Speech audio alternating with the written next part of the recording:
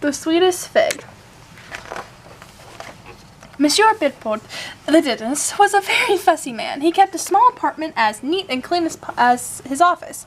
If his dog, Marcel, jumped on the furniture, Bibot was sure to teach him a lesson. Except on Bachelor Day, the poor animal was not even allowed to bark.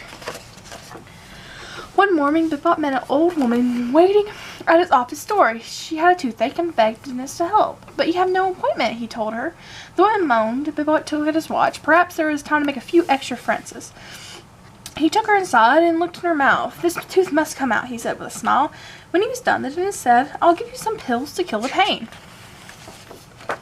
The old woman was very grateful. I can't pay you in money, but I have something much better. She took 2 figs from her pocket and handed them to Bibber. Figs? He said angrily. These figs are very special, the woman whispered. They can make your dreams come true. She winked at him and put her fingers to her lips. It was clear to Bibot that the woman was crazy. He set the figs down and took her by the arm. When she reminded him about the pills, he said, I'm sorry, only for paying customers, and shoved her out the door. That evening, Bibot took his little dog to the park, and poor Marcel loved to sniff the tree trunks and bushes, but whenever he stopped, Bibot would pull sharply on the leash.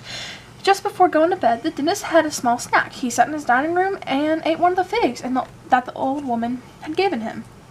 It was delicious, possibly the finest, sweetest fig he ever had. In the morning, Bibot dragged Marcel down the stairs for his morning walk. The steps were hard for the short-legged dog, but Bibot wouldn't think of carrying his pet. He hated to get Marcel's white hair on his beautiful blue suit. As he walked along the sidewalk, Bibot could not help but notice people looking at him. They are admiring my suit, he thought, but when Bibot saw his reflection in the window in the cafe, he stopped and saw her. He was only dressed in his underwear. When the dentist turned and ran the alley, such a boo, he thought. What had happened to my clothes? He remembered that the dream he had last night. In his dream, he scooted in front of the very cafe dressed in his underwear. Something else had happened in his dream, and Bibot shuddered to recall it. Marcel, looking out the window of the alley, began to bark. The dentist looked up and saw the rest of his dream come true. No one noticed Bibot as he ran to his underwear. All the Paris were fixed on the Eiffel Tower, which was slowly dropped over if it was made of soft rubber.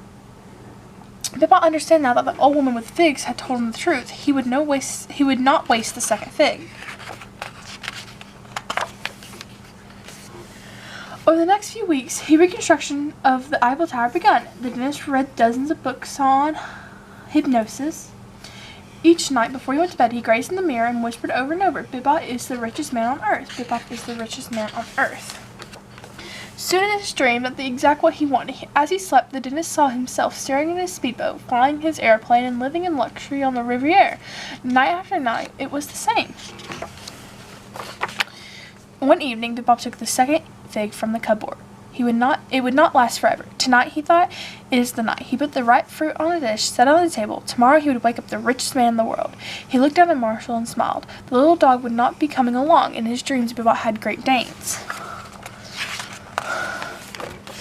As the dentist reached into his cupboard to take out some cheese, he heard the crash of breaking china. He turned to see Marcel standing in the chair with front paws on the table, chewing the very last of the fig.